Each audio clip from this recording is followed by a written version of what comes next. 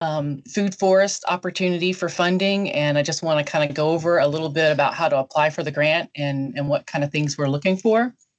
And I am Frances Waite with the South Carolina Forestry Commission, and I have MJ White Consulting. She helps us with our grant, so she's going to talk a little bit about the grants. And this webinar is being recorded, and it's going to be posted on our website. And if you have any questions, you can write them in the Q&A or the chat during the presentation. And we're going to address these questions at the end of the presentation. So I want to tell you a little bit about the Forestry Commission. Our purpose is to protect, promote, enhance, and nurture the forest lands of South Carolina. And the responsibilities. Frances, do you want to share the deck? Okay, sorry. I wasn't sure we did do that now. Sorry. Didn't mean to interrupt. Sorry, I thought I was. Let me come back here. Okay. All right. So just letting you know it's being recorded, and we're going to answer questions at the end. And so I want to tell you a little bit about the Forestry Commission. Of course, we're here to protect, promote, and enhance and nurture the forest lands of South Carolina. And our responsibilities extend to lands both rural and urban, and to associated forest values and amenities like timber, wildlife, water quality, air quality, soil protection, recreation, and aesthetics. So we're divided into 3 regions, and we have the Piedmont region, which is the green, and the pink, which is the PD, and the blue, which is the coastal. And I wanted to tell you a little bit about your Forestry Commission team. Russell Hubright is our Forest Management Section Chief, and he's in Columbia. And I am Frances Waite. I'm the Urban and Community Forestry Coordinator. I have statewide responsibilities, and I provide direct assistance to Richland and Lexington counties. And here's my contact information right here. And all of our contact information is also on the website. And this is Dina Whiteside. She's our Piedmont Region Urban Forester, and here's the counties that she assists, and that's also on our website, and there's her contact information. And here's Ann Heiler. She's in our PD region, and here's where she assists. And Kara Specht, she's our Coastal Region Urban Forester, and there's her contact information. And we also have Lyle Sharp, and he works part-time, and he gives us a lot of support with our Tree City USA. So some of you may have already met him via the web, internet, or he emails people a lot. So we appreciate that work.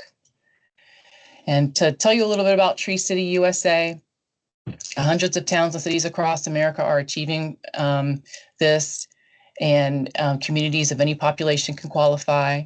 And the Tree City USA recognition contributes to community pride and serves as a blueprint for planning and maintaining your community's trees. And so it's a great resource to kind of get you started with a program or recognize, what a great program you already have. And so you get a flag and highway signs for your entrances to your city. And so here's an example of, a community getting their Tree City USA flag. There's 4 standards.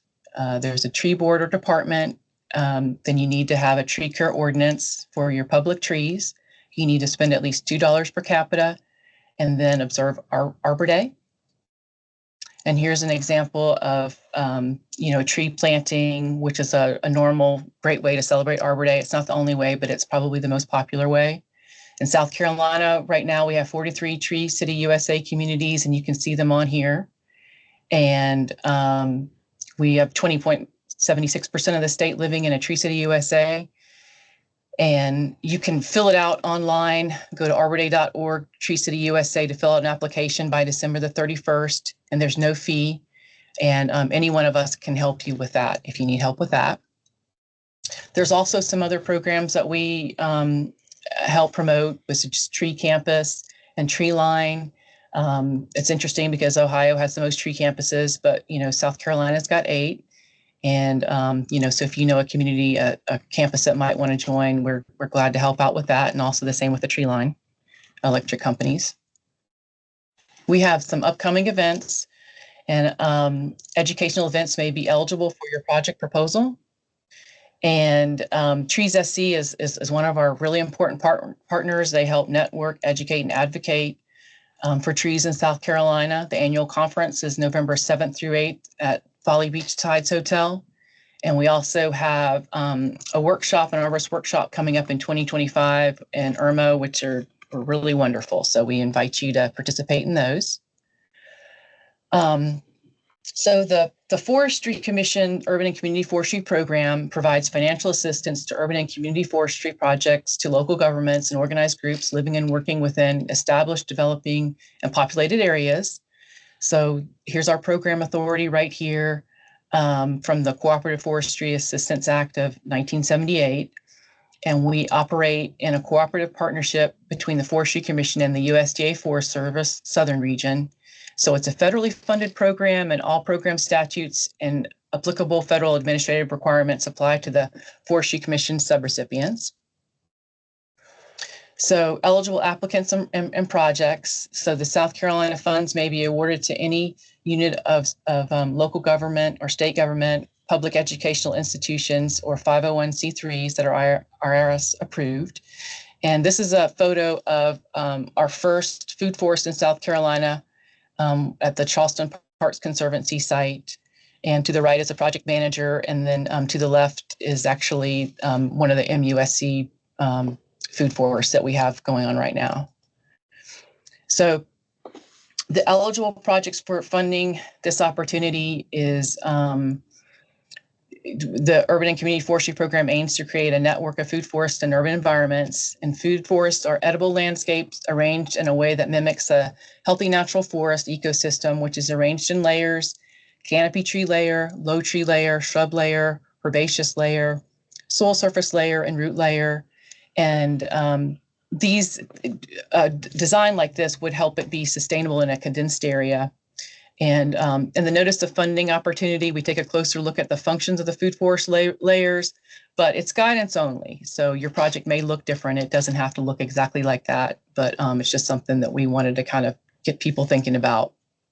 So here we have the partners of the Mulberry Park Food Forest. The Conservancy, Charleston Parks Conservancy, identified this park as an ideal location for South Carolina's first food forest, as many of the neighborhood residents live with food insecurity, and this neighborhood is defined as having poor food access, where low income coincides with a lack of public transportation, as well as alternatives for affordable, healthy, and fresh food.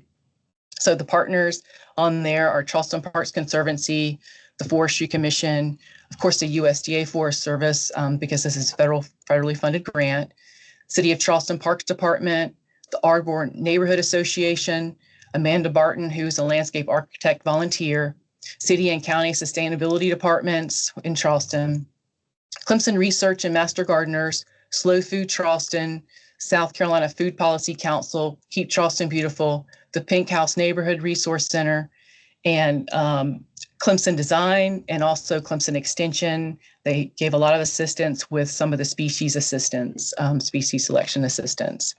And the Charleston Parks Conservancy also continues to seek partners going forward too. So it's definitely a project that continues on. So it is our first food forest. It was our pilot project. They have a nice webpage at Charleston Parks Conservancy that tells you how to get there and a little bit of information about the project. It began in 2023 of April, and it was completed in the summer of 2024. It's designed to be sustainable and inclusive. It's a fruitful orchard that produces fruits, nuts, and berries at maturity, and it includes pollinator species to help bring in bees and butterflies. It's engaging the community. They have a volunteer program to help maintain the food forest. So on the left there, you see a lot of the pollinator species, and there's some cactuses that are edible. And to the right, it's a maintenance program that is very much ongoing. They have volunteers come out every Thursday morning, and of course they set aside additional times too. But that's an important part of the project is maintenance to think about. And so some of the objectives of this food forest are to provide improved food access, educate the community through interpretive signage, programming, and volunteer training about health benefits and healthy food choices, and the benefits of spending time in nature for both improved physical and mental health. So MJ is going to talk a little bit about the grant specifics of it. MJ, if you want to talk about the available funds. Sure. So, hey, everybody. And as you go through the process, once you, if your application, once it's considered and if you're chosen for funding, this lets you know we have about $200,000 available right now. You will get a subaward agreement. So it is a federal grant agreement. If you have other federal grants, you have to make sure that this gets included in your records as a federal grant for audit purposes. We will start with $15,000. So you want to make sure that the project that you're submitting for is a total of $15,000 or more, right? We don't have an upper limit established. So if you've got, but what we're looking for is substantial projects, right? So um, don't give us a small one. In other words, we don't want something that's little. We want something that's substantive. But be aware, we only have $200,000 available, and we're going to want to fund as many projects as possible. So my advice would be, if you're going to put in for the whole 200,000, your project is going to have to be stellar in order for us to say we're going to fund the whole thing and not fund anybody else. So we're going to make those evaluations. We're going to be funding it based on the criteria. We're going to fund one project or multiple projects until it's exhausted. So we're not saying don't put in for the whole 200,000, but if you're going to do that, you better make sure your project is, is stellar and it's going to meet all the requirements and then some, because we're going to want to fund the right projects with the money. Go ahead. You can go to the next slide. So if you're already being funded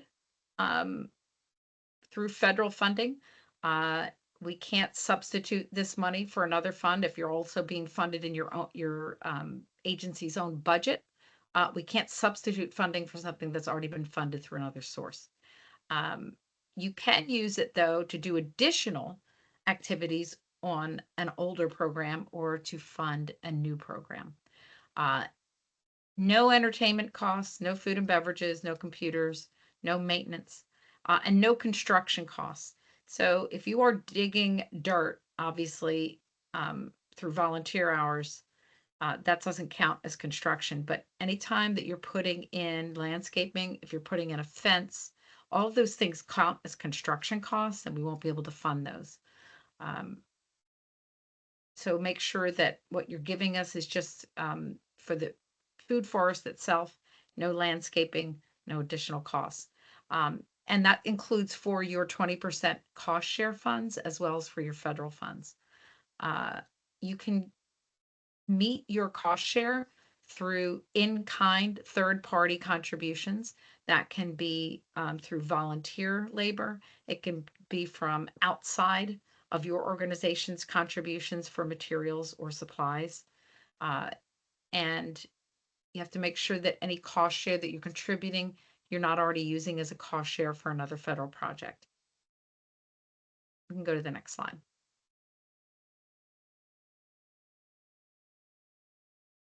Either your cost share or your federal costs have to be documented in your files. We have to be able to trace exactly what you spent both your cash contributions from, in-kind contributions from, and of course the federal. So you want to treat all of your cost share money, what used to be called match, you want to treat that in your accounting system just as if it were federal money. We have to be able to trace and document everything that you're contributing both through match and using the federal money for.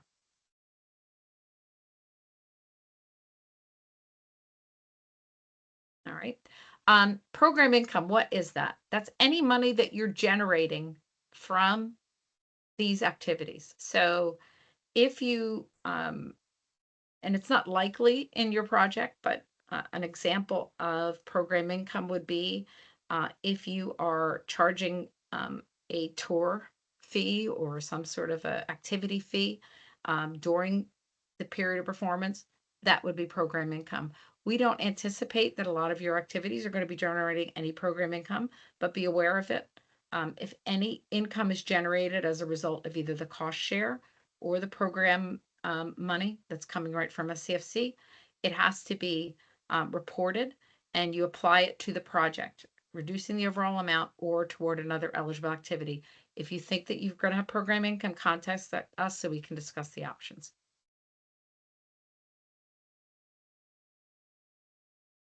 Indirect costs.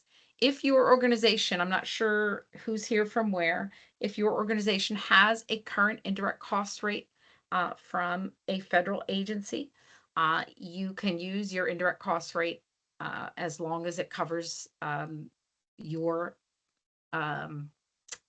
division. So, for example, if anyone is here from a university, if you have an indirect cost rate developed with a federal agency at your university, but you're offsite and that rate doesn't cover you, you wouldn't be able to use it for this program.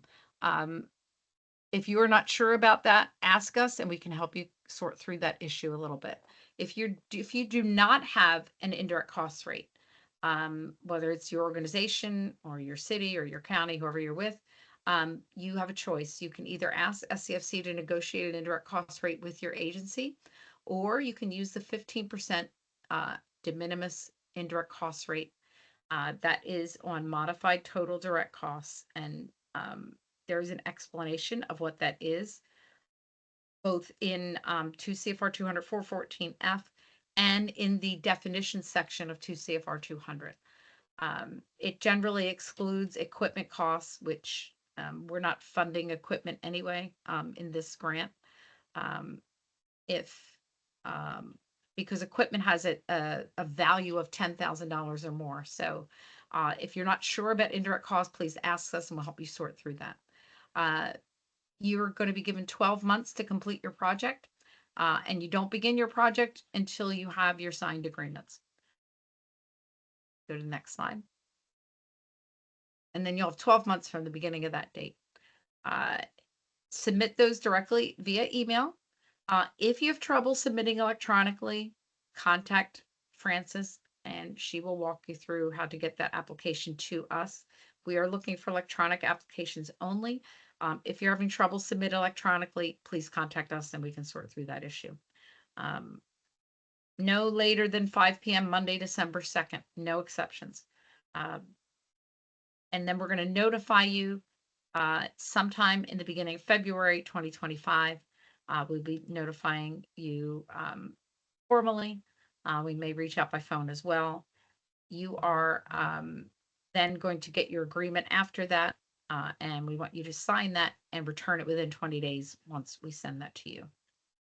If you need more time than 20 days because you have to go through a city or a county board process, let us know. We'll work with you. So this is our approximate timeline. March 2025 is when it will begin. It could be longer than that. If we get things together and it starts in February and everybody's willing, we can start then in February as well. So we're looking at approximate start date in March. And then those first quarter reporting schedule, that's not approximate. That's our schedule for all recipient reporting and subrecipient reporting. And then you'll have an end date no later than a year from your start date. If you need an extension, we can work through that issue with you at that time.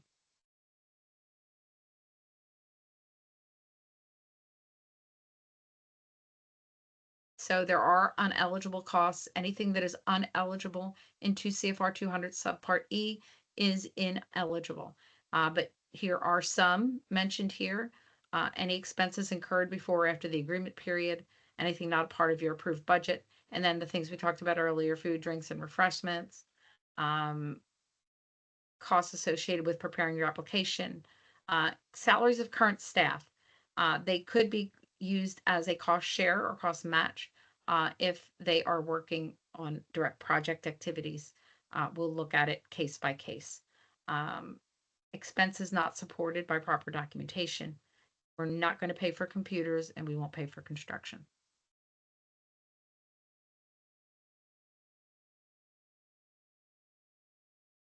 So when you are submitting your application, make sure that it is clear what your stated goals are. Make sure your budget is reasonable and that you have activities that align with your budget. Make sure that your schedule is doable and workable. We're looking for local partnerships. We're looking for it to promote the development of your project as well as other food forest projects as well. When Francis was going through the deck and showed you pictures of prior projects, that's what we're looking for. So we would really like projects that not only promote your food forest, but promote them around the state. And we will support innovative initiatives that would not occur without SCFC funds. It's not intended as a substitute for your current funding.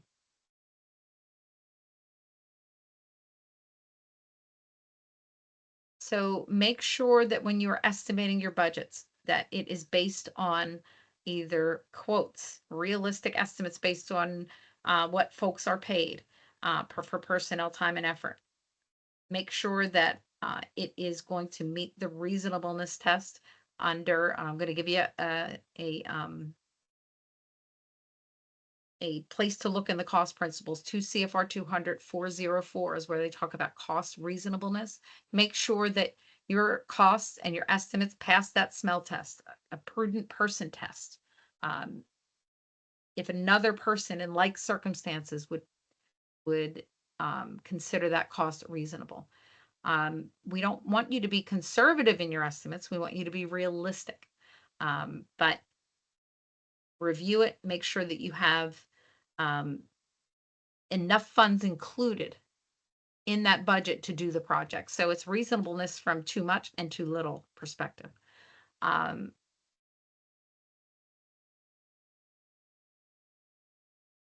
Francis, I don't know whether you want me to keep going on this one, but I can keep going if you like. This is more food forest related. Okay, I can. So application narratives must include a project plan that considers the following.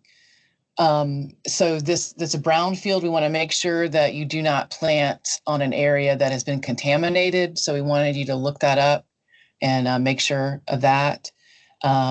There's no proposed acreage for the food forest. So we're very flexible with that sort of thing. And then also plan for safety and accessibility, including securing the site both during and after hours, providing safe access and full accessibility according to the requirements of the American with Disabilities Act. And also species plan for planting in the food forest include detail on suitability for the soils and climate for the planting sites and identifying plants of various sizes and various attributes occupying the different layers in the design.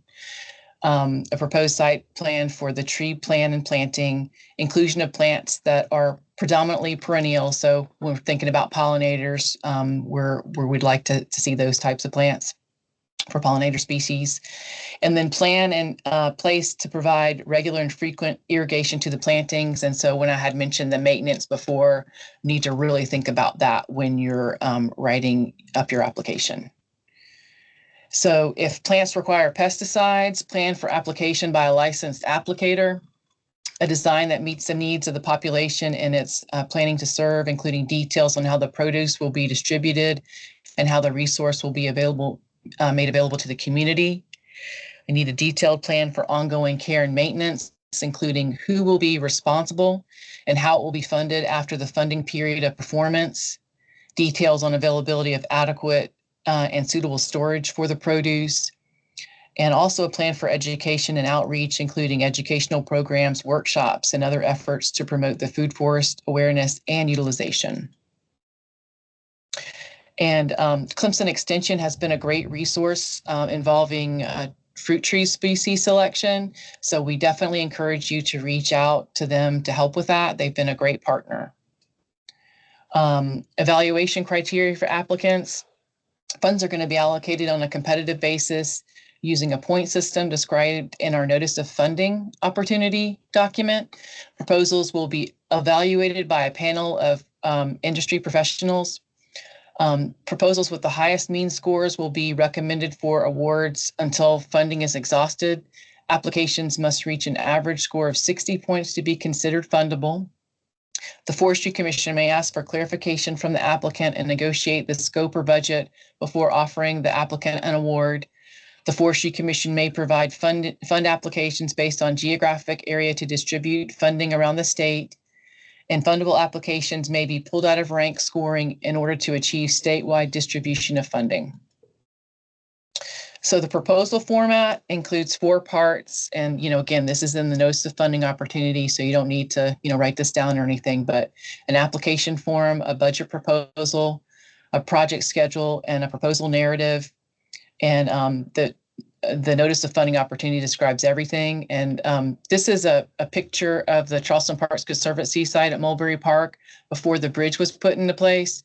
This bridge came from Clemson's Botanical garden. And so it's in place now, of course, but that was a day that the community was getting together and kind of learning about the project, getting some input.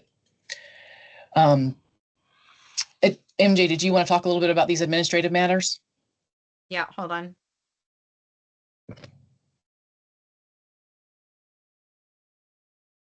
Sorry, I couldn't find my my mouse there for a second. You have a subaward. Once you get an award from us, you're going to get a subaward underneath SCFC's agreement. So that means that anything we have to do, you pretty much have to do as well. So you're going to be required to comply with everything that's included in our agreement with the Forest Service. Those terms and conditions will be attached as an attachment to your award. You have to make sure that your internal records comply with generally accepted accounting principles. Make sure, as I talked about earlier, that you document all of your allowable costs and have source documentation to support any costs included either in the federal side or in the cost share side. And you have to maintain your records for 3 years following the end of the agreement period. I'm going to say at least 3 years because if you're a state entity and you have a longer record retention period, you have to follow that. Make sure that you have your unique entity identifier number that you received from SAM.gov through a SAM.gov registration. Your payment from us is on reimbursement. So if you've completed a cost and you need to get the money immediately, you do not have to wait until the end of the period to submit your pay requests. We do ask that you not submit every 2 weeks. Quarterly is how we have the payment form set up, the reimbursement form. If you need payments monthly, that would be acceptable. It will take time to move through our system. So make sure that when you get it to us, you have all your documentation in place. We'll review it and then we send it in through the state system for payment. Make sure that you've met your cost share with each request that you send in. So if you have a $3,000 request, then you're going to want to show at least 20% cost share was met at that time as well. We have up to 4. If you need more than that, talk to us. If you need it monthly, talk to us. We can, there's nothing that prohibits us from doing monthly. But we're asking for 4. Make sure it gets sent to Francis at the address there. If you're having trouble with that, let us know. But we have a hard and fast deadline of Monday, December 2nd, 2024.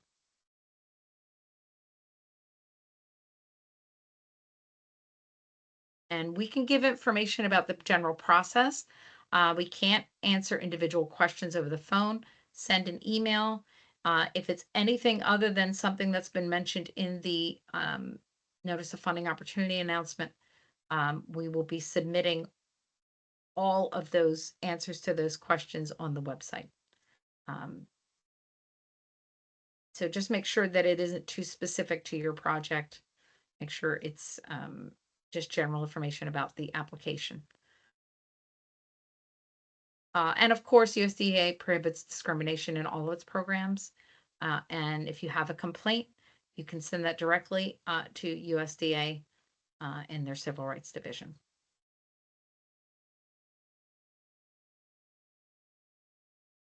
right, there's our contact information. I think we can take questions now, either on the Yeah, project, thank you, MJ. program. Yep, go ahead. Thanks. And just checking to see if there's any questions. No. Okay, so we don't have any questions right now, but everybody's got the contact information. And if you need anything, just let me know. We so much appreciate your interest in this, and we look forward to any applications received. And if MJ, if you don't have any more comments, I'm just going to close us out, and thanks everybody for coming. No, but definitely reach out if something in the either the deck or in the application isn't clear. We can clarify it. What we can't do is we don't want to be answering specific questions about and giving you advice on your project, if that makes sense, right? So just be cautious there as we ask those questions. And that's just due to the competitive nature of everything. Right. We want to make sure we're fair. So yeah. that's the only reason for that. Yeah. All right. Well, thanks everybody. And we're just going to end it now. And we so much appreciate you coming. Thank you. Thanks, everyone.